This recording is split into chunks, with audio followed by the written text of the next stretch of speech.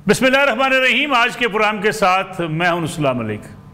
नाज़रीन, खैबर पख्तूनख्वा इस वक्त खबरों का मरकज़ बन चुका है, क्योंकि ये भी कहा जा रहा है कि खैबर पख्तूनख्वा की हुकूमत को तब्दील करने की कोशिशें की जा सकती हैं।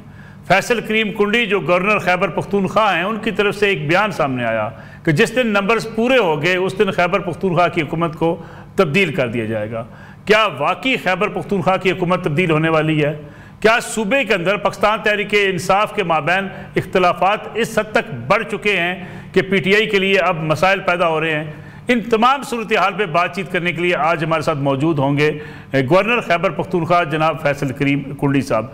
उनके सामने बहुत से हम सवालात रखेंगे। पहला सवाल तो ये होगा कि क्या अदम एतमाद की तहरीक लाई जा रही है? फिर उनसे हम पूछेंगे कि क्या नंबर्स पूरे हो चुके हैं और नंबर्स पूरे करने के लिए इस वक्त स्ट्रेटजी हुकूमत की यानी पीपल्स पार्टी और PMLN की क्या हो सकती है? ANP उनका साथ क्यों नहीं दे रही और मौलाना फजल रहमान कहाँ खड़े होंगे? फिर इसके साथ इस बात का भी जायज़ा लेंगे कि खैबर पख्तूनख्वा के वज़ीर आला अली मीन गंडापुर जो हर बार ऐलान करते हैं कि वो इस्लामाबाद की तरफ मार्च करेंगे, इस्लामाबाद पर चढ़ाई करेंगे, इस बार हुकूमत को क्या ख़तरा है कि खैबर पख्तूनख्वा से निकलने वाला एहतजाज फिर एक बार इस्लामाबाद आ सकता है?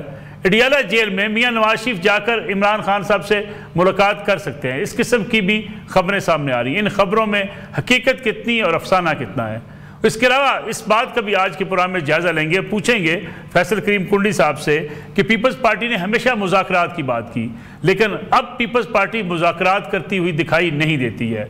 जो गर्मजोशी पीपल्स पार्टी के यहाँ पाई जाती थी कि PTI के साथ मुज़ाकरात होने चाहिए, अब पीपल्स पार्टी इस पर चुप साधे हुए है। आखिर क्या वजह है कि पीपल्स पार्टी PTI के साथ मुज़ाकरात या PMLN अब मुज़ाकरात से पीछे हटते हुए दिखाई दे रहे हैं? क्योंकि पंजाब में कैद पाकिस्तान तहरीक इंसाफ के कैदी 5 रहनुमा ख़त लिख रहे हैं, मुज़ाकरात की बात कर रहे हैं हुकूमत के साथ और मुक़्तदरा के साथ। साथ ही ये भी कहा जा रहा है कि हम अब इल्ज़ाम तराशी का सिलसिला बंद कर दें। PTI को एहसास हो चला है कि मुज़ाकरात के अलावा अब उनके पास कोई रास्ता नहीं बचा। ये भी पूछेंगे फैसल करीम कुंडी साहब से। उसके अलावा जो कुछ हुआ स्वात के अंदर, इसका जिम्मेदार कौन है? क्यों ये कहा जा रहा है कि अली मीन गंडापुर वज़ीर आला खैबर पख्तूनख्वा के खिलाफ मुकदमा दर्ज होना चाहिए? अब अगर तजावुज़ात के खिलाफ मुहिम चलाई जा रही है तो पहले क्यों न चलाई गई? दरिया के ऊपर जिस तरीके से मकान बनाए गए, होटल्स बनाए गए, हर वक्त ख़तरा मौजूद रहता है कि पानी जब बढ़ेगा तो वहाँ जानों का ज़िया हो सकता है। हुकूमत ने इस तरफ तवज्जो क्यों नहीं दी? ये भी आज के प्रोग्राम में फैसल करीम कुंडी साहब से पूछेंगे। फैसल करीम कुंडी साहब, बहुत बहुत शुक्रिया प्रोग्राम में वक्त देने के लिए। कुंडी साहब, ये बताइएगा कि इस वक्त अदम एतमाद की जो बातें हो रही हैं, तहरीक अदम एतमाद, एक तरफ मुस्लिम लीग नवाज़ या पीपल्स पार्टी ये कहती है कि अदम एतमाद की कोई कोशिश नहीं है, लेकिन कहीं ना कहीं खबर भी आती है, आवाज़ भी उठती है कि PTI की हुकूमत गिराने की कोशिशें हो रही हैं। आप समझते हैं कि इस वक्त PTI की हुकूमत गिराने की कोई कोशिशें हो सकती हैं और वो कामयाब होंगी तो कैसे होंगी, क्योंकि नंबर्स तो PTI के पास हैं? बिस्मिल्लाहिर्रहमानिर्रहीम। मलिक साहब, मुझे पता नहीं कि PTI वालों को क्या फोबिया है। कभी उनको गवर्नर हाउस का फोबिया होता है, कभी उनको लगता है कि कोई गवर्नर राज का फोबिया हो जाता है, और कभी क्या क्या बातें करती हैं। देखें, मैंने कल भी कहा और परसों भी बात की कि रिज़र्व सीटों के साथ जो है वो अपोजिशन के पास 52-54 MPs हैं और 30 MPs जो हैं वो इंडिपेंडेंट हैं। जब भी कोई हालात ऐसे बन जाए हैं और अगर हुकूमत के पास, अगर अपोजिशन के पास एक मेंबर भी ज़्यादा आ जाता है तो अदम एतमाद उनका जमहूरी हक है। अगर वफाक में, सेनेट में, पंजाब असम्बली में, सिंध असम्बली में, बलूचिस्तान असम्बली में अपोजिशन के पास मेंबर ज़्यादा होते हैं तो वो भी अदम एतमाद की तहरीक ला सकते हैं। अदम एतमाद तो एक जमहूरी तरीका है किसी को हटाने का, तो इसमें तो कोई दो राय नहीं है। और PTI के ख़िलाफ़ साजिश करने की क्या ज़रूरत है? वो खुद ही अपने लिए काफ़ी हैं, खुद ही उनके, अगर आप देखें जिस तरीके से वो लगे हुए हैं, तो हमें कोई साजिश की ज़रूरत नहीं है। प्रेसिडेंट ज़रदारी साहब का वो जुमला जो असम्बली के फ्लोर पर उन्होंने कहा था कि ये खुद अपने वज़न से गिरते हैं, इनको गिराया नहीं जाता, तो लिहाजा कोई ऐसी साजिश भी नहीं है। जब भी हमारे पास नंबर गेम पूरी होगी तो हमारा हक बनता है कि हम उनको हटाएं और वो हक हम अपना जो है वो महफूज रखते हैं। यानी आप समझते हैं कि ये बात तय हो चुकी है कि नंबर जिस दिन पूरे हो गए उस दिन अली मीन गंडापुर साहब की छुट्टी हो जाएगी? जो भी CM होगा, जरूरी नहीं कि उस वक्त अली अमीन भी CM हो, उसके पता उससे कोई और CM हो या अली अमीन साहब CM हो, जो भी हो, उसमें हमारा कोई गरज नहीं है। हमारा ये है कि जिस दिन भी हमारे पास और हमारे इत्तेहादियों के पास नंबर गेम पूरी होगी तो हमारा जमहूरी हक है कि हम हुकूमत को जो है वो ख़त्म कर सकते हैं और अपनी हुकूमत बना सकते हैं। हमने पहले भी किया, 16 महीने की हुकूमत आपने देखा पिछले दफ़ा वफाक में जब हुआ था। तो इसमें हमारा एक जमहूरी हक है और वो हक हमसे कोई नहीं ले सकता। लेकिन अली मीन गंडापुर साहब इतने पुरएतमाद क्यों है? वो कहते हैं अगर मेरी हुकूमत गिरा के दिखा दे मैं सियासत छोड़ दूंगा। देखिए वो बेचारे बोखलाहट के शिकार हैं। आप उसकी बॉडी लैंग्वेज देखें ना, उसकी ज़बान के साथ उसकी बॉडी लैंग्वेज जो है वो उसको सपोर्ट नहीं कर रही है। तो वो तो ऐसे डायलॉग्स उनकी पुरानी बात है, कह दें तो मैं कफन बांध के क्यों और मेरी लाश वापस आएगी अगर मैं अपने लीडर को वापस नहीं लाया, और पता नहीं क्या क्या डायलॉग बोलते थे। और जब इस्लामाबाद जाते थे तो फिर पतली गली से वापस निकल आते थे अपने वर्करों को छोड़कर बेसर सामानी की हालत में। तो आपने पहले उनके डायलॉग चीज़ें नहीं देखी? 12 ज़िलों को क्रॉस करके जब आते थे, वो 12 मोड़ होते थे और वो कहते हैं आप 12 ज़िलों से क्रॉस करके हैं। तो ये चीज़ें उनके डायलॉग चलते रहते हैं, ये उसको इतना संजीदा ना लिया करें। लेकिन कुंडी साहब अगर देखा जाए कुछ स्ट्रेटजी बना ली गई है कि हमने नंबर्स पूरे करने हैं, क्योंकि स्ट्रेटजी बनाई जाए उसके बाद ही नंबर्स पूरे होते हैं, कोशिशें शुरू कर दी गई हैं? देखिए हम तो सियासी लोग हैं, हमारे तो बातचीत हर किसी के साथ होती है। हम आप दोस्तों के साथ भी हमारी पॉलिटिकल गपशप होती रहती है। हमारा आना जाना मुख्तलिफ पॉलिटिकल लीडर्स के साथ, पार्लियामेंटेरियन के साथ हमारा आना जाना लगा रहता है। खुशी गमी में भी ऐसे भी आते जाते रहते हैं। तो हम जब पॉलिटिशियंस बैठते हैं तो डेफिनेटली पॉलिटिकल डिबेट ही हम करते हैं ना। तो जब पूरी होंगी तो इंशाल्लाह आपके साथ भी शेयर करेंगे कि हम अब तैयार हैं। पीटीआई ज़्यादा इल्ज़ाम आपके ऊपर लगाती है जी कि कुंडी साहब को जल्दी है हुकूमत गिराने की, पीपल्स पार्टी या मुस्लिम लीग नवाज की जो क़यादत है उनको इतनी जल्दी नहीं है। मुझे तो कोई जल्दी नहीं है। मैंने कब कहा कि मैं हुकूमत गिराने के चक्कर में हूँ? ऐसे उनको फोबिया है गवर्नर हाउस का मेरा। अब वो इलाज तो मैं नहीं कर सकता, वो इलाज तो खुद कर लें। और नसीन में जो है वो मुफ्त इलाज होता है तो मैं वहाँ पे उनको रेफ़र कर सकता हूँ मुफ्त इलाज के लिए। लिहाजा मुझे तो कोई जल्दी नहीं, मैं तो सिर्फ बात की है। अब आप मुझे बताएं कि हमारे मेंबर्स 52-54 है कि नहीं है रिजर्व सीटों के साथ अगर हमारी आ जाती हैं। तो अगर मैं बोलूँ कि मेरे पास मेंबर इतने हैं और अगर मेरी ख्वाहिश है या मेरी बात है कि अगर 20-25 हमारे पास और आ जाते हैं तो मदद में एतमाद ला सकते हैं। और 30 मेंबर तो इंडिपेंडेंट है, किसी के साथ वास्ते नहीं है। तो आप कैसे क्लेम कर सकते हैं या मैं या आप या कोई और कि वो हमारे हैं? तो मुझे तो कोई जल्दी नहीं है, मैं कोई बिल्कुल हम आराम से हैं, हमें कोई जल्दी नहीं है।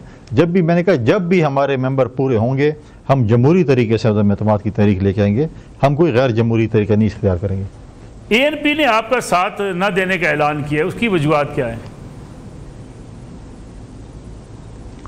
देखिए वक्त आने देना, वक्त जब आएगा तो फिर बात करेंगे। अभी तो मैं भी नहीं कह रहा कि अदम एतमाद की तहरीक हम लेके आ रहे हैं। जब टाइम आएगा, जब बैठेंगे पॉलिटिकल लोग बैठेंगे आपस में, तो फिर उसके बाद बातचीत होगी, चीज़ें होंगी। अब तो फ़िलहाल तो वो कह रहे हैं कि जी मौलाना साहब ने भी हमें पैगाम भेजा है, फ़लाँ ने भी पैगाम भेजा। ठीक है, अच्छी बात है। हर किसी का अपना, हर पार्टी का अपना एक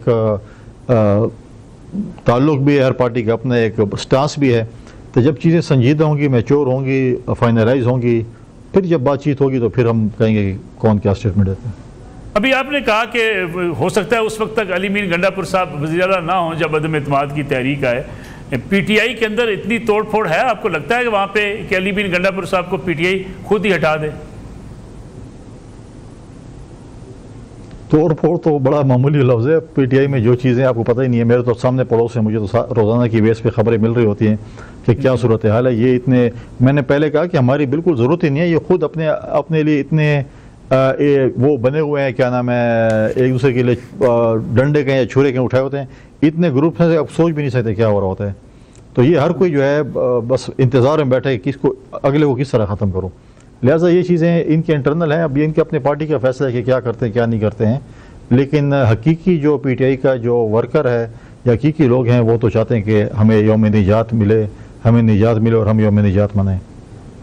स्वात वाक़े पे आपने कहा जी कि अली मीन गंडापुर साहब पर मुकदमा दर्ज होना चाहिए। एक पॉलिटिकल वर्कर है, आप बड़े पुराने सियासी कारकुन हैं, हुकूमतों के ऊपर इस किस्म के मुकदमात होने चाहिए? क्या वज़ीर-ए-आला की बराह रास्त इसमें गलती क्या हो सकती है स्वात साने के ऊपर? देखिए हम 12-13 साल से सुन रहे हैं कि जी टूरिज़म ये हो गया, टूरिज़म वो हो गया, हमने तबाही मचा दी है, हमने यूरोप बना दी, हमने स्विट्ज़रलैंड बना दिए, हमने फ्रांस बना दिए, हमने ये कर दिया है।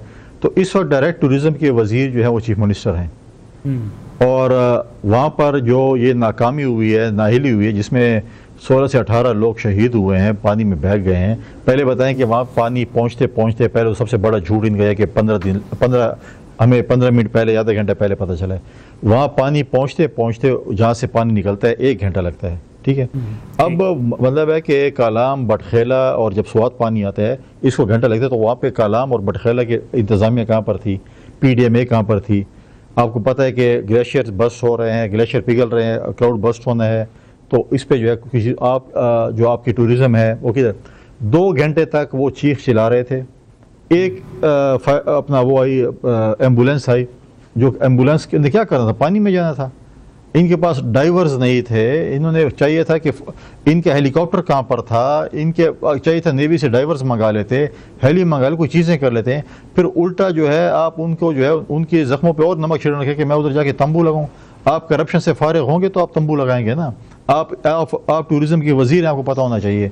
और 13 साल आपकी किधर ये वो टूरिज़्म जो आज बेनिकाब हुए। आज मुझे बताएं कौन शख्स अपने बच्चों को, अपनी फैमिली को KP भेजेगा खैबर पख्तूनख्वा कि आप आकर यहाँ पर टूरिज़्म पे जाएं, यहाँ पर घूमें फिरें। ये हालात देखने के बाद मैं खुद वहाँ डस्का गया, उन्होंने मुझे सूरत हाल बताया कि 2 घंटे तक हम पीट रहे थे, हमें कोई इंतज़ामी बंदा नहीं मिल रहा था।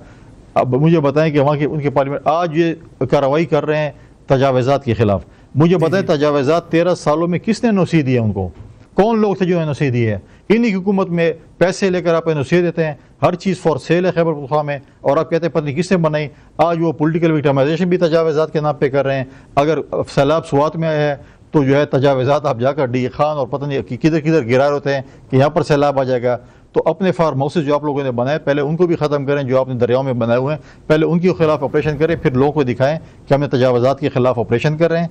आप पहले उनको सजा की, जो बीमारी की जड़ क्या है, किसने NOC दी थी, कौन से साल में दी थी, किसके कहने पे दी थी, आपको फिर पता चल जाएगा कि क्या कुछ है। कुंडी साहब, ऐसे हादसा जब भी होते हैं वो सूबाई हुकूमत के साथ साथ वफाक की भी एक बड़ी अहम जिम्मेदारी होती है। आप वफाक के नुमाइंदे हैं खैबर पख्तूनख्वा में। जब सूबे के वज़ीर आला और खैबर पख्तूनख्वा के गवर्नर के माबैन रब्ता ही नहीं होगा, फिर आप भी कोई अपना किरदार अदा नहीं कर सकेंगे। वरना अगर आप तक अप्रोच करते आप वफाकी हुकूमत से क्या कि कुछ ना कुछ अरेंजमेंट की जा सकती थी। आपको लगता नहीं कि जो सियासी चपकश है ये भी एक नुकसान का बायस है? देखिए ऐसी कोई बात नहीं, हर दूसरे दिन तो ओ तहकीक सेरेमनी होता है और CM पहुंच जाता है, उस वक्त तो उसको कोई फ़र्क नहीं पड़ता। तो फिर जो है वो फिर ये भी कह देता कि यार मेरी मजबूरी है, वफाक से बात कर लें। और वफाक से ऐसी बात नहीं, क्योंकि वफाक से इनके बड़े अच्छे ताल्लुकात हैं, बड़े अच्छे बच्चे हैं। वफाक से जो चीज़ें उनको दी जाती हैं, उनको जो जॉब दी जाती है वो वेल डन करके फ़ौरन ही कर लेते हैं। ऐसी बात नहीं है कि वफाक के साथ उनके ऐसे ताल्लुकात ख़राब हैं।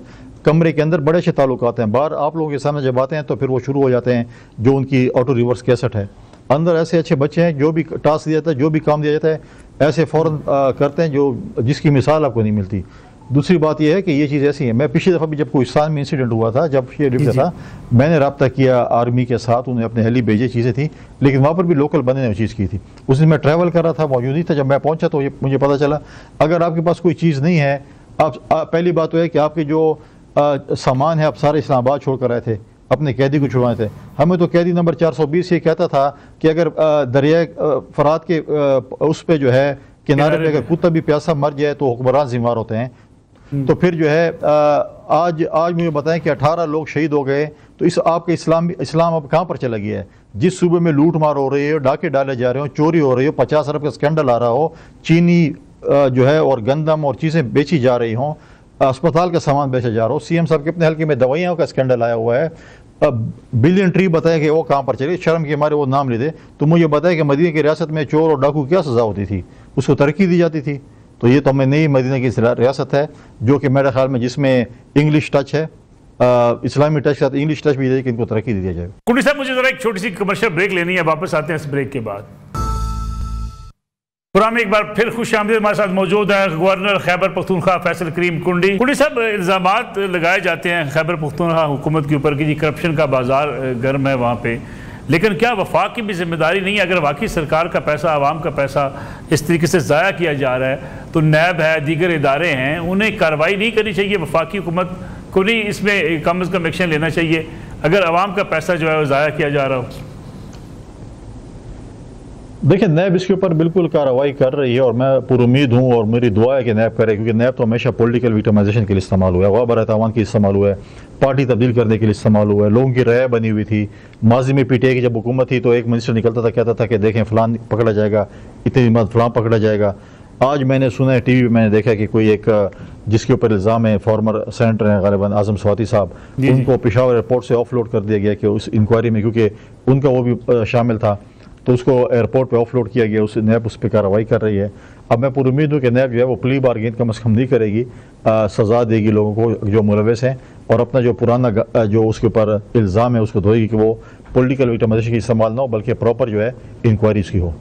कि ऐसा तो नहीं कि हुकूमत, वफाकी हुकूमत डरती है कि अली मीन गंडापुर साहब फिर इस्लामाबाद पे चढ़ाई करेंगे, एहतजाज करेंगे, तो ठीक है इस चढ़ाई से बचने का एक ही तरीका है कि वो जो कुछ वहाँ पे कर रहे हैं उनको करने दें? नहीं, कोई कुछ नहीं कर सकता। पीपल्स पार्टी ने पहले भी करप्शन के खिलाफ एक एहतजाज यहाँ पर किया था, उस दिन इनका भी एहतजाज था लोगों के खिलाफ, और कोई इनके जो पार्टी अब है वो गली कूचों तक आ गई, मैदानों और ग्राउंडों में नहीं बची हुई। और मैं नहीं समझता कि वफाकी हुकूमत जो है इससे परेशान है कि वो चढ़ाई कर जाए, क्योंकि इस्लामाबाद में भी कोई सहूलतकार शायद PTI के बैठे हों, क्योंकि जब इनको 6 दिन लगते हैं चढ़ाई करते पे इस्लामाबाद पे, और जब वो पहुंचते हैं तो उनको पतली गली से निकाल दिया जाता है कि आप इस गली से निकल जाएं और वापस पेशावर चले जाएं। तो कोई ना कोई सहूलतकार तो वहाँ पर मौजूद है, क्योंकि आप और हम जो है वो सिग्नल भी बंद हो जाते हैं, दफ्तरों में भी नहीं जा सकते, स्कूल भी नहीं जा सकते, और इनको रास्ता मिल जाता है कि ये रास्ता आपके लिए, आप चले जाएँ। तो इसका मतलब ये अली मीन गंडापुर साहब PTI के नुमाइंदे नहीं हैं? आपको बड़ी देर हुई पता लगते हुए इसकी? नहीं, आपने कहा ना कि पतली गली से निकल जाते हैं, पतली गली से निकलने उस दिन उन्हें बड़े गर्मजोशी उन्हें बड़े गर्मजोशी असम्बली में खिताब किया कि हमारे खिलाफ एजेंसियां थी, फलाने थे, और आप लोग किधर थे।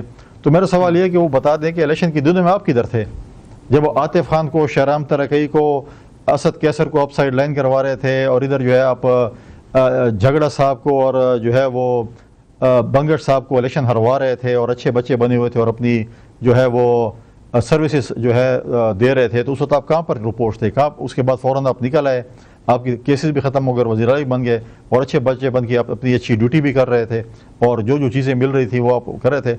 आज बड़ी देर से पता चला अलीमा खान को कि मेरा भाई -1 हो चुका है। उनको पहले पता नहीं था कि मेरा भाई माइनस हो चुका है, अभी पता चल रहा है कि मेरा भाई -1 हो चुका है। KM में तो वो -1 है। जो चीज़ें हम इंशाल्लाह इस्लामाबाद से उनको कहेंगे, वो अपनी नौकरी अगर करनी है तो काम करेंगे, नौकरी नहीं करेंगे तो छुट्टी हो जाएगी।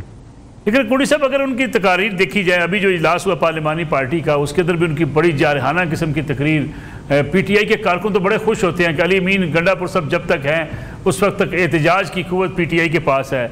उनकी तकारीर को देख कर लगता है कि वो बस वो तो हुकूमत आपकी गिराने वाले हैं। देखें, अगर वो बाहर जाके तकरीर भी ना करें और उधर भी अच्छे बच्चे बने, अंदर भी अच्छे बच्चे बने, तो उनको पार्टी वाले किधर छोड़ेंगे? लिहाजा जो है वो उनको इतनी इजाज़त तो है ना कि बाहर जाके वो फिल्मी डायलॉग बोलें और एक्शन करें, क्योंकि अगर वो फिल्मी डायलॉग नहीं बोलेंगे बाहर जाकर तो फिर तो पार्टी वाले भी नहीं छोड़ेंगे। लेकिन कुंडी साहब, ये कैसी सहूलतकारी है कि ASI अडियाला जेल के दरवाजे पे वज़ीर आला, मुंतखब वज़ीर आला को रोक लेता है, उनको आगे नहीं जाने देता, उनको गाड़ियों से उतार दिया जाता है, उनकी गाड़ी आगे नहीं जा पाती अपने लीडर से मुलाकात के लिए। देखिए, ये भी फिक्स मैच होता है ना। मुझे बताएं कि आप कल अडियाला जेल के बाहर पहुंच और बोले मैंने फलां कैदी से मिले, एक तरीका है मुलाकात का। ये तो अपने वर्करों को दिखाने के लिए, देखें मैं पहुंच गया हूँ, आ गया हूँ, मुझे मुलाकात नहीं करने दे रहे, ये नहीं हो रहा, वो नहीं हो रहा। अपना एक तरीक़ाकार होता है, तरीक़ार के ज़रिए जाना पड़ता है। हम भी तो जब हमारी लीडरशिप जेल में होती थी और हम मुलाकात करने जाते थे या हम एहतसाब अदालत जाते थे, हम हमारा एक प्रोसेस होता है, उसको हम अडॉप्ट करते थे। हम ये तो नहीं होते गेट के बाहर आ गए जी मैंने भी मिलना है, क्यों ये कोई आप इतवार बाजार जो बाजार है कि आप जिस वक्त भी जाएँ और या किसी मार्केट में जाएँ, जिस वक्त भी आप जाते हैं सौदा लेने के लिए आप जा सकते हैं। लिहाजा एक तरीक़ाकार होता है। ये तो अपने वर्करों को दिखाते हैं, देखें मैं तो इधर पहुँच गया हूँ, मुझे अंदर नहीं जाने दे रहे, मैं मुलाकात नहीं कर सकता हूँ, ये है वो है। ये तो ऐसे मतलब है ढोंग है अपने पार्टी के वर्करों को दिखाने के लिए कि हम ये कर रहे हैं। पीपल्स पार्टी और PMLN बारहा ये कहती है कि हम चार्जशीट ला रहे हैं सूबे के हवाले से कि सूबे में जो करप्शन हो रही है उन तमाम करप्शन के जो सबूत है वो आवाम के सामने लाए जाएंगे। लेकिन हमने देखा कि महज तकारीर में ये बातें की जाती हैं, कोई ऐसी चार्जशीट हमने देखी नहीं। क्या चार्जशीट बताएं? 50 अरब रुपए का स्कैंडल, ये चार्जशीट नहीं है। गंदम बेची है, चीनी बेची है, अब मुझे बताएं बिलियन ट्रीज बेच दिए इन्होंने, दवाइयाँ बेच दी हैं, अस्पतालों के सामान बेच दिए हैं, ब्यूटिफिकेशन को खा गए। मुझे बताएं कि खुद खड़े होकर असम्बली में एक दूसरे के खिलाफ लगे रहते हैं। अगर हम 50 अरब की बात करते हैं, स्पीकर सूबाई असम्बली जो कि PAC का चेयरमैन है वो कहते हैं 50 नहीं 500 से 700 अरब रुपये की करप्शन हुई है। एक MP खड़ा होता है कि जी 2 अरब यहाँ पर हो चुकी है, तीसरे करते हैं ये इसने चीनी बेच दी है, CM कहता है कि मेरे साबिक सूबाई वजीर जो है सेहत के उसने सामान बेच दिया है, पेंशनों की खा गया है, वो हेल्थ मिनिस्टर कहता है कि CM जो है इतनी करप्शन कर गई है। ये खुद कहते हैं, हम नहीं कह रहे, ये लोग कह रहे हैं आपस में। इनकी तकारीर सुने तो आपको पता चलेगा, क्योंकि चोर चोरी के टाइम तो इकट्ठा होता है, जब पैसे बांटते हैं तो फिर एक दूसरे के खिलाफ इल्जाम लगा रहे होते हैं। कुली साहब, आप बिलावल भुट्टो जरदारी साहब के बड़े करीबी साथियों में भी हैं। वो बड़ी दफ़ा बिलावल साहब ने यह कहा कि PTI के साथ भी बातचीत होनी चाहिए, मुज़ाकरात होने चाहिए, लेकिन अब लगता है पीपल्स पार्टी की तरफ से ऐसे बयानात कब आते हैं कि PTI के साथ मुज़ाकरात होनी चाहिए, जबकि PTI अब मुज़ाकरात की बातें कर रही है। PTI मुज़ाकरात नहीं कहते, PTI नारो मांगती है। आप उसको बोले आए चाय पीते हैं, वो कहते हैं नारो दे दें। आप बोले आए खाने पे आ जाओ, कहते हैं नारो दे दें। कोई शादी का कार्ड देने जाते हैं, कहते हैं इसमें नारो मिल जाएगा हमें। तो लिहाजा प्रॉब्लम तो ये है कि वो बड़े बोल नहीं बोलने चाहिए। ये लोग बड़े बोल बोलते थे नारो, और पता नहीं क्या क्या कुछ करते थे। आज वही उनके जो है जो बातें करते थे, आज उसी के वो जो है वो हो रहा है कि नारो चाहिए। मुज़ाकरात पे कई दफ़ा हमने इनको बिठाया, लेकिन अगर ये पॉलिटिकल पार्टी होगी तो बातचीत करेगी। ये पॉलिटिकल पार्टी है नहीं बेसिकली। इनके अपने वो है, इस्लामाबाद चैप्टर रहता है और KP चैप्टर रहता है। इस्लामाबाद चैप्टर आप देखें, मौलाना फजल रहमान के पाँव पड़ता था, उनके पीछे तरावे पढ़ते थे, सैरियाँ करते थे, ताजद पढ़ते थे। मौलाना फजल रहमान बड़े अच्छे हैं, हमारे सियासी मसीहा हैं, हम इस गदाब से निकालेंगे। KP वाले वो गाले निकाल रहे थे। अब दोबारा खबर आई है इनको कि जी मौलाना फजल रहमान जो थे वो ठीक नहीं थे, अब उनके खिलाफ बयान शुरू कर दिए। तो लिहाजा ये चीज़ें तो इनके उसमें है, खमीर में शामिल है। जो भी इनका मौसन रहता है, मौसन कुछ लोग हैं, आप माजी में देखेंगे साथ कितने इन लोगों ने अच्छाइयाँ की, उनके साथ उन्हें क्या क्या कुछ किया। NRO जो मांगती है PTI, गौरव साहब हम चाहेंगे कि आप ज़रा इस पर भी थोड़ा सा बता दें कि NRO की डिमांड्स हैं क्या। इमरान खान साहब या PTI डिमांड क्या रखती है कि ये हमारी ख्वाहिशात पूरी की जाएँ। वो सिर्फ ये ख्वाहिशात रखते हैं कि उनका जो कैदी है वो बाहर निकले की सूरत, और उसके बाद फिर बाकी बातचीत करें। लिहाजा वो चीज़ें जो है वो होनी नहीं है। अदालत ने सज़ा दी है, इनकी करतूतों पे दी है, अपनी सज़ा भुगतेंगे, फिर जो है वो आ रहा है। हुकूमत किधर NRO दे सकती है? हुकूमत क्या उनकी सज़ा ख़त्म कर सकती है? लिहाजा जो अदालतों में है, अदालतों में जाएँ, अदालतों में अपनी जो है रिलीफ मांगे। अगर उनके वकील का भी पता नहीं है कि वकला उनके प्रॉपर कौन है कौन नहीं है, लिहाजा अगर उनके प्रॉपर वकील पकड़े जाए, अदालतों से रजू करें और अपने आप को बेगुनाह साबित करें और बाहर हैं। ये मुख्तलिफ अफवाहें जो चल रही हैं, ख़बरें चल रही हैं, स्टंट जो है वो मारे जा रहे हैं कि नवाज शरीफ साहब की अडियाला जेल में इमरान खान साहब से मुलाकात हो सकती है। आप बैसियत पॉलिटिकल वर्कर समझते हैं कि ऐसा हो सकता है कि मियां नवाज शरीफ अडियाला पहुँच जाए इमरान खान साहब से मिलने के लिए? मुझे नहीं लगता। ये PTI वाले अभी अपने वर्करों को जो है, कभी वो कहते थे कि हमारा जो है ट्रंप आएगा तो हमें बचाएगा, हमारा मसीहा है। कभी जो है पहले वो कहते थे हम अमरीकी साजिश जो है हमारे खिलाफ हुई है, फिर कहते हैं ट्रंप आएगा उसको वो जीतेगा, फिर वो हमारे लिए मसीहा बनेगा। पहले वो ग़ुलामी से आज़ादी चाहते थे कि हम ग़ुलाम नहीं हैं, फिर कहते हैं नहीं हम ग़ुलाम हैं लेकिन ट्रंप को जितवाएंगे, ट्रंप आएगा तो हमें निकालेगा। तो लिहाजा ये चीज़ें अपने पार्टी के वर्करों को एंगेज करने के लिए चीज़ें करते रहते हैं, इस किस्म के स्टंट मारते रहते हैं, लेकिन मैं नहीं समझता कि ऐसा कुछ है। लेकिन जो 5 रहनुमाओं ने खतूत लिखे हैं जिसमें शामुल कुरैशी साहब भी शामिल हैं, आप समझते हैं इसमें कोई पेशरफ्त हो सकती है? मुझे नहीं लगता। उनको तो पार्टी ने डिसोन किया। मुझे बताया, खुद भी कह रहे थे कि हमारे जो पेशों पे कोई नहीं आता या हमें मुलाकातों के लिए कोई नहीं आता। ख़त लिखे गए, लेकिन इख्तियार किसका है? पहली बात तो ये है, किसका इख्तियार होगा वही बात करेगा नहीं, कि मेरे ख्याल में इन लोगों का इख्तियार है नहीं। इन्होंने अपने पार्टी वालों को लिखा हो कि ऐसे आप करें, लेकिन आई डोंट थिंक सो कि इनका अपना इख्तियार इतना है अपनी पार्टी के अंदर कि वो काम कर सकें। गौरव साहब, आपका टाइम हमने काफ़ी लिया, लेकिन ये बताइएगा कि ये जो इस वक्त लॉ एंड ऑर्डर की सूरत हाल है, ख़ास तौर पर खैबर पख्तूनख्वा में, उस पर बहुत से सवालात उठते हैं कि सूबे की हुकूमत अमन अमान के हवाले से खासी कमज़ोर हो चुकी है। आपको लगता है कि उसमें कोई बेहतरी आ सकती है, और बेहतरी लाने के लिए क्या इक़दाम किए जाने चाहिए? देखिए वाली साहब, आपसे कई दफ़ा मैंने इस पर बात की है, और उस वक्त आप शायद आप मीडिया के दोस्त नहीं मानते थे, और अब एक हाई प्रोफाइल एक काम हुआ जो मौलाना फजल रहमान के बेटे के साथ एक खुशगवार वाक़या पेश है, तो हर किसी को पता चला कि जी खैबर पख्तूनख्वा में इस में आप देखें जनूबी अजला ऑलरेडी इन्होंने दहशत गर्दों के हवाले कर दिया है। मर्ज डिस्ट्रिक्ट का भी ये सूरत है। आप देखें कि उस दिन बाजोड़ में क्या हुआ, वज़ीरिस्तान में क्या हो रहा है, डी खान में क्या हो रहा है। हमारे रोज़ फ़ौजी शहीद हो रहे हैं, कुर्बानियाँ दे रहे हैं, और हमारी हुकूमत लीस्ट बॉर्डर है कि उस चीज़ में जो है वो इंटरेस्ट ले। इन्होंने दहशत गर्दों के हवाले किया हुआ है। ख़ुद ये करप्शन, नौकरें बेचने और कमीशन खाने में मसरूफ़ हैं। जो कुछ हो सकता है फ़ौज अपनी पूरी कोशिश कर रही है कि अमन लेकर आए, इन खवारिश के खिलाफ जंग लड़ भी रहे हैं, उनको मार भी रहे हैं, और इंशाअल्लाह मैं समझता हूँ कि हमें कामयाबी हासिल होगी। हम इस सूबाई हुकूमत से कोई उम्मीद नहीं है कि ये अमन ला सकते हैं। पुलिस की रिफॉर्म्स की बात की गई थी कि पुलिस रिफॉर्म्स होंगी, CTD को मजबूत किया जाएगा, फंड्स भी रिलीज हुए, कुछ बेहतरी हुई है पुलिस के हवाले से? देखिए, पुलिस नेते हाथों लड़ रही है। 700 उस दिन प्राइम मिनिस्टर साहब जब आए थे उन्होंने कहा कि 1% ऑफ NFC अवार्ड 700 अरब रुपए मैंने आपको दिए हैं, किधर गए हैं? पुलिस की तनख्वाह सबसे कम है, गैजेट्स नहीं है, लैब्स नहीं है, बुलेट प्रूफ गाड़ियाँ नहीं हैं, जैकेटें नहीं हैं, वो उनके पास असला नहीं है जो मिलिटेंट्स के खिलाफ वो लड़ सकें।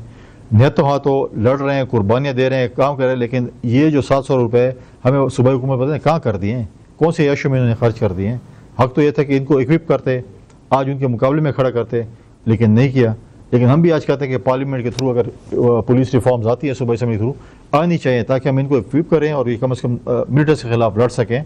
और हम अपनी पुलिस को सलाम पेश करते हैं कि इस मसाइल में भी वो जो है मिलिटेंट्स के खिलाफ लड़ रही है। कुंडी साहब, अगर सूबाई हुकूमत आवाम के लिए कुछ नहीं करती तो वफाक की जिम्मेदारी नहीं है वहाँ पे? खासतौर पर अगर तालीम की बात करें, वहाँ स्कूल्स खोले जाएँ, पंजाब के बच्चे को लैपटॉप मिल सकता है तो खैबर पख्तूनख्वा के बच्चे को क्यों नहीं मिल सकता? पंजाब में अगर वज़ाइफ दिए जा सकते हैं तो सूबा खैबर पख्तूनख्वा में क्यों नहीं दिए जा सकते?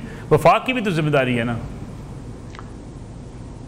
बिल्कुल, मैं आपसे एग्री करता हूँ, वफाक की बिल्कुल जिम्मेवारी है। वफाक की अपनी जिम्मेवारी में जो फंड्स देती है वो तो हमारी सूबाई हुकूमत खा जाती है। लेकिन जो आप कह रहे हैं, जो प्राइम मिनिस्टर यूथ प्रोग्राम है, बिल्कुल मैं समझता हूँ कि उसमें लैपटॉप्स हैं, वज़ाइफ हैं, वो देने चाहिए। इसको आप देखें, इन बच्चों का भी हक बनता है कि वो प्राइम मिनिस्टर यूथ प्रोग्राम से मुस्तफीद हों, उनको लैपटॉप्स मिलने चाहिए, उनको स्कॉलरशिप मिलने चाहिए, और इंशाल्लाह बहुत जल्दी ये काम होगा इंशाल्लाह। गवर्नर खैबर पख्तूनख्वा फैसल करीम कुंडी साहब, बहुत बहुत शुक्रिया प्रोग्राम में वक्त देने के लिए। प्रोग्राम में एक ब्रेक का वक्त हुआ है, वापस आते हैं इस कमर्शियल ब्रेक के बाद। प्रोग्राम में एक बार फिर खुशामदीद, हमारे साथ मौजूद है पंजाब के साबिक सूबाई वज़ीर सेहत जनाब डॉक्टर जावेद अकरम साहब, मुल्क के मुमताज़ माहिर मुआलिज हैं। डॉक्टर साहब, बहुत शुक्रिया आपका प्रोग्राम में वक्त देने के लिए। डॉक्टर साहब, पाक पतन का वाक़या हम चाहेंगे इस पर आप रहनुमाई फरमा दें कि वहाँ पे CM जाती हैं, वज़ीर आला पंजाब मरीम नवाज शरीफ साहबा जाके MS को मुअत्तल कर देती हैं, वहाँ के CEO हेल्थ को गिरफ्तार करती हैं। इस किस्म के वाक़यात हमने अक्सर देखने को मिलते हैं। अगरचे वहाँ कुछ रोज़ पहले 20 बच्चों की हलाकत का वाक़या हुआ, बड़ा अफसोसनाक वाक़या है, लेकिन इस तरह छापे मार के जब आप कार्रवाई करेंगे तो फिर कुछ ही रोज़ बाद दोबारा इस किस्म के वाक़यात हो जाते हैं। आखिर क्या वजह है कि हम पूरे हेल्थ के निज़ाम को बेहतर नहीं कर पाए, अप टू मेरिट नहीं कर पाए? कोताही के बाद ही हमें याद आता है कि जी हमने कार्रवाई करनी है। बहुत शुक्रिया मलिक साहब, बिल्कुल आपने सही फरमाया। देखें, हमारे हेल्थ की पाकिस्तान की, पूरे पाकिस्तान की, मैं नहीं कहूँगा सिर्फ पंजाब की, फेडरल गवर्नमेंट की, प्रोविंशियल गवर्नमेंट्स की जो हमारी पॉलिसीज़ हैं वो अग्रेसिव हैं और प्रोग्रेसिव नहीं हैं। और अग्रेशन डिटरमिन होता है कि आपके कैमरे और माइक से ज़्यादातर। तो अनफॉर्चुनेटली होना ये चाहिए कि हमें एक लॉन्ग टर्म प्लानिंग करनी चाहिए। इस तरह देखें, ये जो बड़ी अच्छी चीज़ है कि अगर वज़ीर आला साहिबा जाती हैं हॉस्पिटल्स में, खुद ज़ाते खुद फर्स्ट हैंड देखना चाहती हैं, लेकिन वो तो जिस भी हॉस्पिटल में जाएंगी यही हालात होंगे। इनको सही करने के लिए एक बहुत लॉन्ग टर्म पॉलिसी मरतब करनी पड़ेगी और उसमें टेक्निकल लोगों का होना बेइंतहा जरूरी होगा। और मैं समझता हूं कि वो पॉलिसी अगले 25 से 30 साल से कम नहीं हो सकती, क्योंकि हेल्थ में आज अगर आप कोई रिफॉर्म्स लाएंगे तो मलेशिया देख लें, सिंगापुर देख लें, इन सबको टाइम लगा है। और आज बतदरीज सिर्फ आप अपने इलेक्शन तक नहीं सोचना कि 3-4 साल बाद मुझे दिखाने के लिए क्या होगा, सोचना है अपने अगले 50 साल का, उसमें अपना हिस्सा डाल देना है। और जो हमारी हेल्थ की स्पेंडिंग है, एक तो है ही बहुत कम, और जो है वो भी अनफॉर्चुनेटली इनअप्रोप्रिएट है। हमें बेसिकली प्रिवेंशन पे ज्यादा काम करना है, बीमारियों की रोकथाम पे, बिकॉज कोई भी मुल्क, खासकर पाकिस्तान जैसा वैसा मुल्क जो गरीब मुल्क है, कि वो कभी भी मुकम्मल नहीं हो सकता इतनी बीमारियों पे, जहां हर दूसरे फर्द को ब्लड प्रेशर है 40 साल की उम्र के ऊपर, हर तीसरे फर्द को शुगर है, और हार्ट की बीमारी इधर मेरा ख्याल है कि इतनी ज्यादा हो चुकी है कि हर रोज हम देखते हैं सैकड़ों लोग मर जाते हैं हार्ट की बीमारी से। बच्चे जेनेटिकली एबनॉर्मल पैदा होते हैं, और हमारा बर्थ रेट भी दुनिया में उन मुल्कों में आता है जो सबसे ज्यादा है। हमारा वो जो रोटी है छोटी सी हेल्थ की, उसको खाने वाले बेइंतहा बढ़ चुके हैं। तो इसलिए उसी तरह हमें हेल्थ पे स्पेंडिंग करनी पड़ेगी, पॉपुलेशन कंट्रोल करना पड़ेगा और बीमारियों की प्रिवेंशन पे खर्च करना पड़ेगा। अगर आज हम देखें हमारी तरजीहात क्या होनी चाहिए हेल्थ में, तो मैं समझता हूं कि एक नलका जब कोई खोलता है और उसको साफ पानी मिल जाता है तो आपकी 55% बेड खाली हो जाएंगे, आपके 55% हॉस्पिटलाइजेशन रेट कम हो जाएगा। तो ये चीजें हैं जो इंफ्रास्ट्रक्चर पे हमें काम करने की जरूरत है।